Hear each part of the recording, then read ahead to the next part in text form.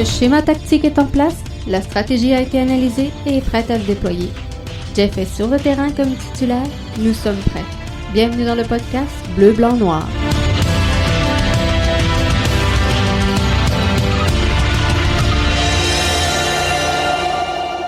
Bonjour tout le monde et bienvenue au podcast BBN. Jeff Morancy qui est là en direct avec vous dans cette édition du 18 juin 2020. Quelle belle température. On a failli vous faire un podcast extérieur aujourd'hui. Ça nous aurait tenté en tabarouette parce qu'il faisait vraiment beau. L'entraînement reprend du côté de la MLS et de l'Impact de Montréal. Donc, il n'y a pas de presse à se diriger à Orlando. Petit train va loin, le protocole de sécurité a été approuvé. Les joueurs sont tous testés, l'équipe technique, l'équipe médicale, tout au complet. Tout le monde va y passer et tout se fait en sécurité. Donc, l'Impact qui reprend du service et ça, c'est une excellente nouvelle. On commence à jouer donc en groupe. Simulation de jeu, simulation en équipe. Donc, tout va bien à ce niveau-là. Et ça, c'est une excellente nouvelle. Compte en commun, Keyshawn Ferdinand, Thomas Giraldo, Clément Baya, Mathieu Chouanière, Anthony Jackson-Hamel, James Pantemis, Jonathan Sirois et Karifa Yao. Ce sont tous des joueurs qui sont issus de l'intérieur, donc qui ont explosé par l'intérieur du système. Intégration verticale de l'Impact de Montréal. Et ça, c'est une excellente nouvelle pour le soccer québécois, pour le soccer d'ici et pour l'Impact de Montréal. Donc, à l'ordre du jour aujourd'hui, c'est sûr qu'on va se parler du club de réserve. Donc, est-ce que il serait le temps logique et choisi de revenir à un club de réserve du côté de l'Impact de Montréal? Poser la question, je pense que c'est y répondre. J'apprenais avec Olivier Brett aujourd'hui et du côté du 91-9 que le tiers de l'alignement de l'Impact est issu de son académie. Donc, des homegrowners au complet, le tiers de l'effectif de l'Impact de Montréal. Et ça, c'est une excellente nouvelle, je vous le dis. Maintenant, on a ces petites pépites-là qui poussent à gauche et à droite. Il faut les faire jouer, il faut les développer. Il faut leur offrir une condition, finalement, et mettre en place les éléments qui vont tous s'emboîter pour que ces jeunes-là émergent et que le talent transpose sur le terrain. Donc, il faut trouver la méthode idéale pour arriver à ça le plus rapidement possible. Donc, comment est-ce qu'on va s'y prendre? Comment est-ce qu'on va faire? Je vous invite à aller écouter Sur la ligne, édition, podcast, épisode numéro 42 avec Philippe Eulafoy qui donne une réflexion et son opinion principalement très logique sur le sujet. On m'a partagé ça aujourd'hui sur la question sondage. Nouveau segment d'ailleurs du podcast BBN qu'on va entrer, dans laquelle on va entrer tantôt, et de savoir la question Twitter du jour. Donc, Keyshawn Ferdinand qui s'amène avec l'Impact, qui est issu, vous le savez, en même temps que Thomas Giraldo. On vous en a parlé un petit peu hier. Je ne veux pas revenir là-dessus, mais je suis vraiment content de voir qu'on a en place des jeunes joueurs et qu'on leur fait confiance. Tantôt, je vous parlais d'Olivier Brett au 91-9. Il disait qu'on sent, et j'abonde dans le même sens que lui, on sent une cohérence et une réflexion du côté de l'Impact de Montréal qui est plutôt intéressante présentement, entourant la mise en place de ces jeunes-là. Donc, il faut trouver de l'espace pour les faire jouer. Ça sera quoi la solution? Vous en avez quelques pistes. Et comme je vous disais, on va passer toute l'émission là-dessus. Donc, sans plus tarder, on s'en va au nouveau segment, la question Twitter du jour.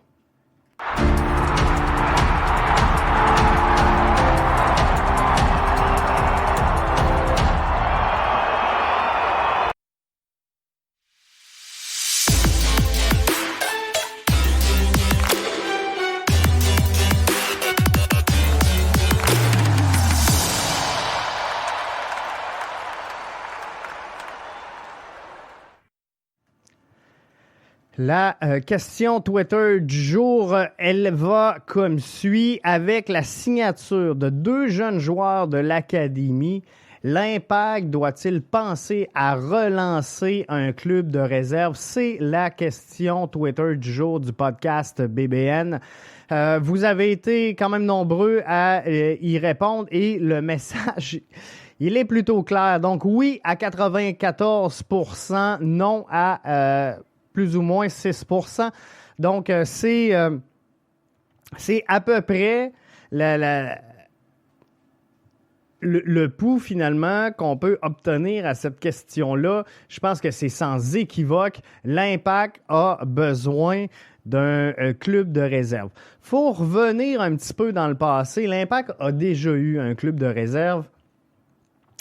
Qui était le Montréal FC. Pour des raisons économiques et pécuniaires, on a décidé de tirer la plug sur le projet parce que c'était très peu rentable. On avait très peu de joueurs. Le retour sur l'investissement, finalement, n'était pas au rendez-vous. Donc, des décisions administratives obligent. On a décidé qu'il valait mieux focusser sur autre chose au moment où on a pris cette décision-là. Les priorités du club étaient différentes peut-être de ce qu'elles pourraient être aujourd'hui. Donc, est-ce qu'il faudra pousser la réflexion? Est-ce qu'il faudra aller un petit peu plus loin et revoir cette position-là dans le clan de l'Impact de Montréal? Je pense que clairement, si on se fie à vos réponses, poser la question, c'est y répondre. D'un autre côté, répondre à cette question-là quand on n'a pas à défrayer les coûts entourant tout ça, c'est toujours plus facile quand même de le faire.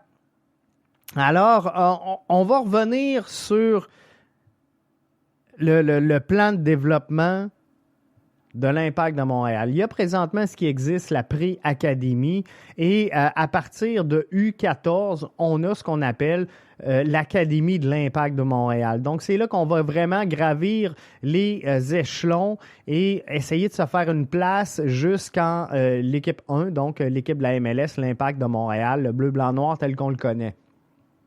Et différents stades de développement. Donc, on va encadrer ces athlètes-là. Et le développement à l'académie, et j'en réfère encore à Sur la ligne, épisode 42. Allez voir ça. Allez écouter ça si vous ne l'avez pas fait. C'est la deuxième partie de l'entrevue avec Philippe Lafroy. Donc, très intéressant. Je suis allé écouter ça ce matin et j'ai appris beaucoup de choses. Mais ceci étant, donc, on essaie d'encadrer des joueurs, d'encadrer des athlètes et c'est pas facile de le faire parce qu'on veut développer le talent, oui, mais on peut pas non plus développer à la place du coach. On veut pas prendre la place du coach. On veut pas s'aligner directement sur une vision de coach parce qu'on le sait, ça aurait été une erreur de le faire puisqu'il y en a passé tellement en si peu de temps au sein de l'Impact de Montréal que d'aller directement sur les désirs de l'entraîneur-chef aurait été une erreur pour l'Impact de Montréal. Donc, au club, on s'est formé une stratégie, on s'est formé une vision et un plan de développement global pour nos athlètes qui fréquentent l'académie. Et c'est ce qu'on voit présentement. Je suis obligé de vous dire que c'est pas mauvais comme décision. Le tiers de l'alignement, je vous le rappelle, de l'Impact de Montréal est composé de produits de l'intérieur. Donc ça, c'est vraiment quelque chose de très, très bien. Maintenant, est-ce que la réalité actuelle, la réalité de 2020, est-ce qu'on pourrait revoir cette position-là alors qu'une éclosion du soccer, alors qu'il y a une passion autour du foot qu'il n'y avait peut-être pas. Il y a une couverture tranquille, globale qui se met en branle.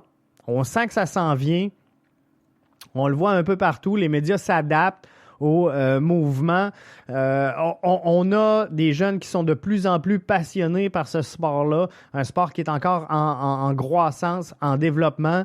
Tout ce qui s'en vient autour de la planète soccer au Québec et au Canada, avec entre autres la reconnaissance des clubs qui va être une bonne chose, avec l'horizon 2026 et la Coupe du Monde.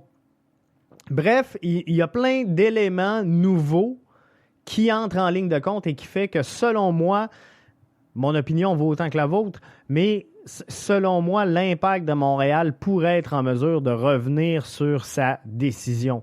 Mais je suis obligé de vous dire que le travail que fait l'Impact présentement est cohérent et semble être réfléchi de toutes parts. Parce que d'un côté, on a Olivier Renard qui sort dans les médias il y a quelques jours pour dire « Regarde, on a confiance en nos jeunes, on va développer nos jeunes » et définitivement, l'Impact a décidé de prendre le pari, de prendre le beau risque de développer sa jeunesse et on s'en va dans cette direction-là. On le voit sur papier, ce que je vous donne comme statistique aujourd'hui fait en sorte que le message, il est précis et il est cohérent. Maintenant, qu'est-ce qu'on fait? Qu'est-ce qu'on fait alors qu'on n'a pas de Club 2?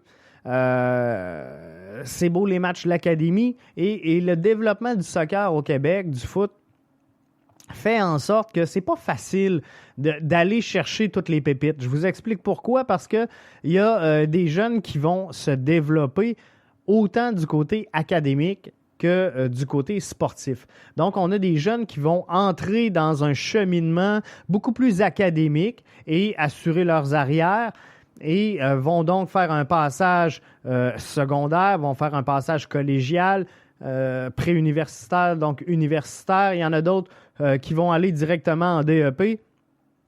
Et c'est à ces âges-là que le talent éclot. C'est à ces âges-là qu'on va être capable de repérer le talent, de le scouter et de dire « OK, ici, entre nos mains, on a de quoi de très bien qui s'en vient. On a un joueur qui pourrait progresser. » Mais moi, je pense sincèrement qu'on en perd beaucoup dans le système parce que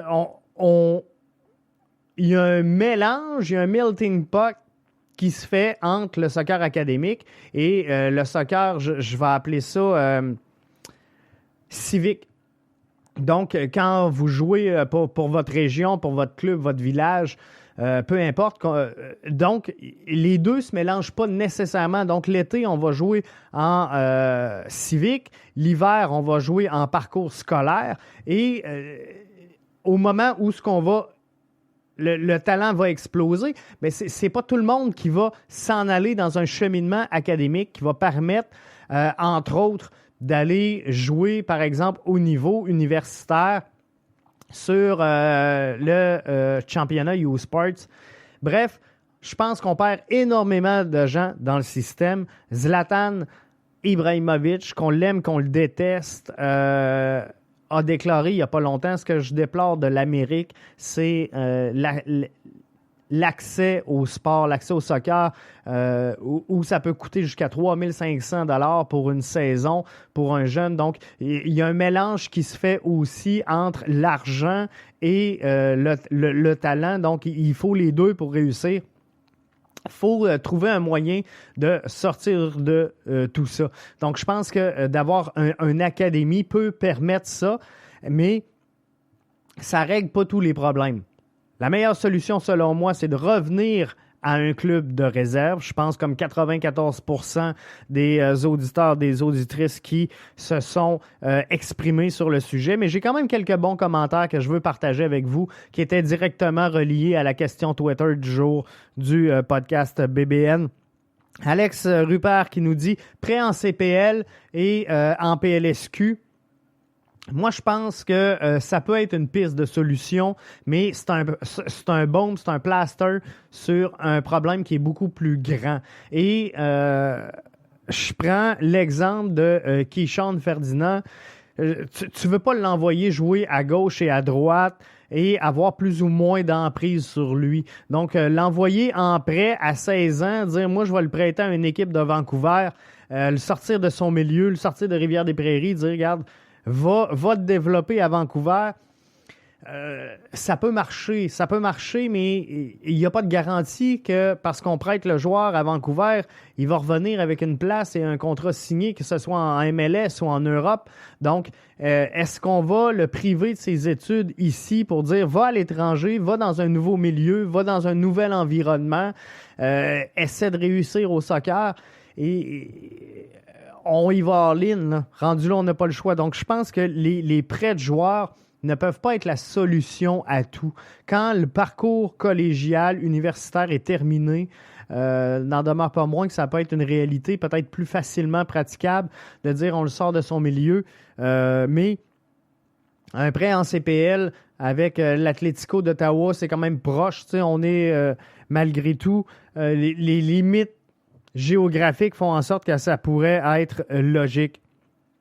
Jeff Boivin nous dit, évidemment, il n'aurait jamais dû s'en débarrasser malgré l'enjeu économique qu'on connaît. Donc, effectivement, je pense pas que ce soit une mauvaise volonté de l'Impact de Montréal. Je pense pas qu'il y ait quelqu'un au sein de l'Impact, de la direction de l'Impact qui a dit un jour, regarde, je suis tanné, tire la plug, terminé, ça sert à rien un club de réserve. Bref, il y avait une synergie qui était malheureusement négative autour du Montréal FC. Il a fallu prendre des décisions en ce sens pour réaligner un peu le tir, réaligner les priorités également. Ça a coûté la survie du FC Montréal. Mais l'Impact n'a jamais dit que ça ne reviendra jamais et n'a jamais confirmé non plus que ça reviendrait. Mais je pense qu'à ce moment-ci, la réflexion, elle se pose et elle est logique.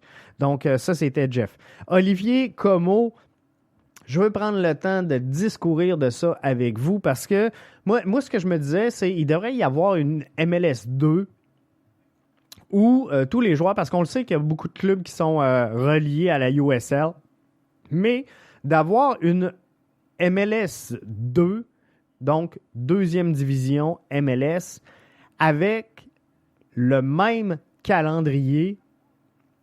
J'ai trouvé ça pas fou comme réflexion de la part d'Olivier.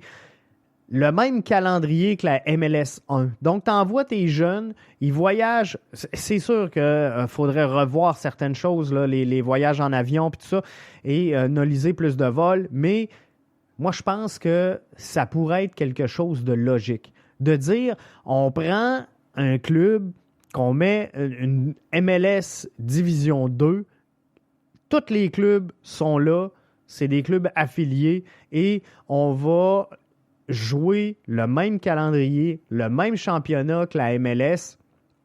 Donc, les groupes vont suivre. Donc, les jeunes que tu places en développement dans ton équipe MLS 2 vont suivre toujours, vont être dans l'environnement de ta MLS 1. Va suivre les matchs, va pouvoir les voir, les analyser et ça va ouvrir des portes également à la MLS 2 parce que, on ne se le cachera pas, là, si du côté de la Bundesliga, on vient chercher des Alphonso Davies à Vancouver, si on vient chercher des Jonathan David ici, c'est parce qu'il y a quelqu'un à quelque part qui regarde des matchs, comprenez-vous? La MLS a réussi à se doter d'un pouvoir d'attraction qui fait en sorte qu'on attire des scouts, on attire des dépisteurs, on attire des gens orientés et tournés vers la MLS. Des déclarations un peu peut-être spéculatives, mais quand on entend un Cristiano Ronaldo dire ça se peut bien que j'aboutisse en MLS, c'est sûr que ça braque des yeux sur le circuit Garber. C'est sûr que ça donne envie à d'autres joueurs de venir jouer. C'est sûr que ça permet une croissance du championnat MLS et d'avoir donc un environnement propice au développement des jeunes. Donc, une MLS 2 qui suit la même routine, le même parcours que la MLS 1. Moi, je pense que l'idée, elle est original et mérite qu'à tout le moins, on s'y arrête et qu'on regarde tout ça.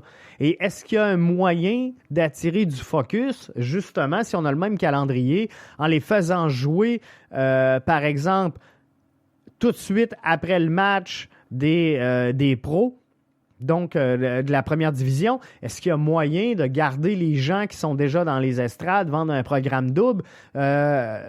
Comprenez-vous? Il y a peut-être un branding marketing qui va amener un pouvoir d'attraction. C'est sûr que c'est pas tout le monde qui va écouter 2 matchs, 90 minutes, collés un sur l'autre.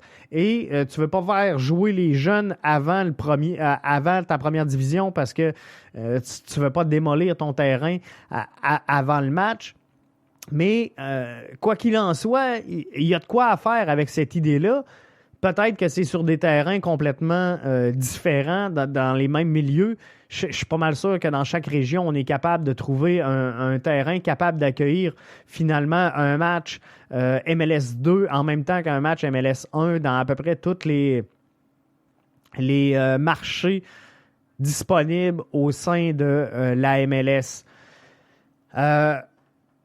Donc, moi, je pense que c'est quelque chose de bien. Je vois que ça pop sur Twitter et je vais essayer de vous répondre le plus possible, mais je suis pas capable de prendre les messages et de l'idée en même temps. Cette émission-là, on s'arrête une trentaine de secondes et juste de l'autre côté, on poursuit le podcast de ce soir. Vous êtes avec Jeff dans le podcast BBN.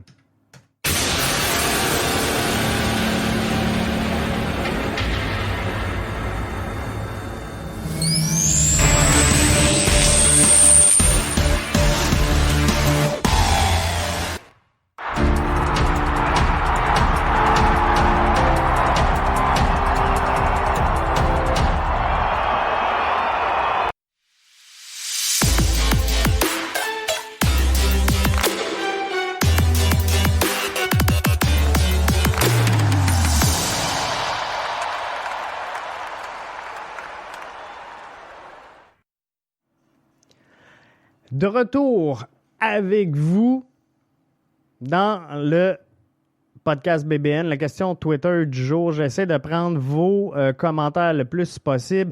Dr. Foot qui nous dit, finalement, ça doit être Nilton qui avait dit qu'une équipe réserve n'était pas une obligation. Tous les clubs n'en ont pas et tu peux prêter tes joueurs. Moi, je suis d'accord là que c'est pas une obligation d'avoir un club de réserve. Par contre, c'est un atout majeur, selon moi. Et de prêter des joueurs, moi, je pense que ça brise un peu le développement que tu veux en faire. Parce que c'est pas parce que tu envoies un joueur en prêt que ça lui garantit du temps de jeu, comprenez-vous? Alors, si on prête, par exemple, un Keishan Ferdinand à l'Atlético d'Ottawa en CPL pour qu'il voit du terrain, mais que dans sa position actuelle, l'Atlético n'a pas de besoin, puis qu'il réchauffe le banc, puis qu'il joue 5 minutes par match, tu l'as pas aidé. Tu l'as pas aidé. Et quand tu signes un joueur comme Keishan Ferdinand à 16 ans, avec ton équipe première, il doit avoir certaines forces. Donc, le mettre dans PLSQ, ça va perdre son temps. Stéphane Maltais nous dit, le tweet, des rumeurs mentionnaient que la MLS avait l'intention de relancer sa ligue réserve. Donc, moi, je pense que c'est une excellente idée. Dr. Foot me semble avoir déjà entendu un gars de soccer dire qu'on n'a pas vraiment besoin d'une équipe de réserve. Faudrait ça, Didier nous disait, j'aimerais ça, le retour du Montréal FC.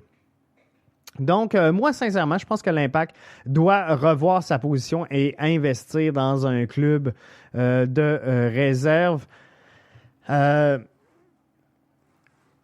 Didier qui nous dit une autre option, c'est qu'avec la possible venue de 1 ou 2 clubs CPL au Québec, les jeunes de l'académie pourraient être envoyés en prêt. C'est sûr qu'on peut les envoyer en prêt, Didier, mais encore une fois, comme je disais tantôt, les envoyer en prêt, selon moi, c'est pas une garantie de développement. C'est pas une garantie que ces joueurs-là vont voir du terrain.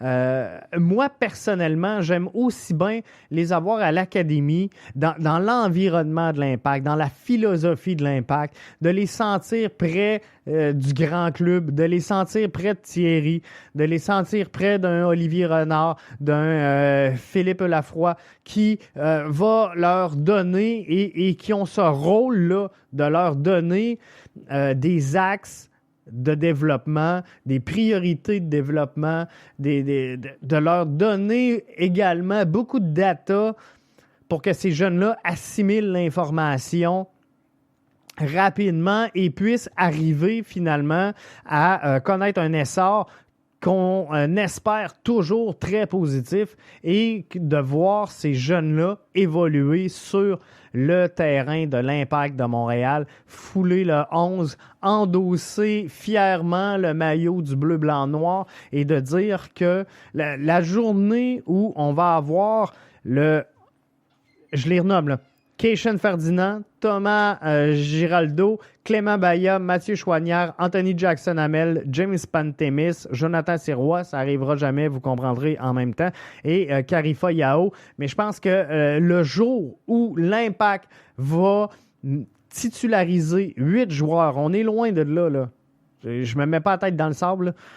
Mais le jour où l'Impact va titulariser 8 joueurs issus de son académie, ça va être une grande victoire pour le foot en sol québécois, canadien, américain. Ça va être une belle victoire collective pour le monde du soccer, le développement du soccer. On sait que les académies et les clubs s'ajustent présentement avec des programmes comme la reconnaissance des clubs qui se met en branle. C'est sûr que la crise actuelle, la COVID, vient peut-être chambouler un peu les plans, mais de voir une PLSQ qui est vivante, même s'il y a beaucoup d'entrées et de sorties de clubs, de voir une CPL qui semble vouloir être stable, c'est sûr que on voit un axe de développement vertical du foot ici directement et ça, c'est très, très, très positif. Donc, on va espérer que ça tienne là. On va espérer que ça reste comme ça. Mais pour le reste, je rappelle les résultats du sondage de la question Twitter. Avec la signature des 2 jeunes joueurs de l'Académie, l'Impact doit-elle penser à relancer son club de réserve? Oui, 94%. Non, 6%. J'espère qu'il y avait des gens de la direction de l'Impact de Montréal à l'écoute ce soir. Si oui, partagez puis revenez écouter. Moi, j'aime ça quand vous êtes là. Mais sans farce, je vous remercie d'avoir été là. On se donne rendez-vous demain, même heure, pour une nouvelle édition du podcast BBN. Suivez bien la question Twitter du jour. Nouvelle est lancée à chaque jour. On va entrer le segment comme ça. Dès dimanche, on enlève les petits commentaires d'Aristote et on devrait être installé dans nos nouveaux studios. Donc, la semaine prochaine, ça devrait être malade. Restez là, bien branchés avec Jeff. Visitez le www.bbnmedia.com pour suivre toutes les activités de notre nouveau média. Et sinon, podcast BBN sur à peu près toutes les plateformes. On est sur Twitter, on est sur Instagram, sur Facebook, on est partout. Notre podcast est disponible sur Apple Store, Apple Podcast. On est disponible sur Spotify qui devient le plus grand joueur du podcast au monde. On est disponible sur iHeart Radio, une plateforme également très, très évolutive. Donc, on est partout. Merci d'avoir été là. C'était Jeff pour le podcast BBN, l'édition du 18 juin 2020.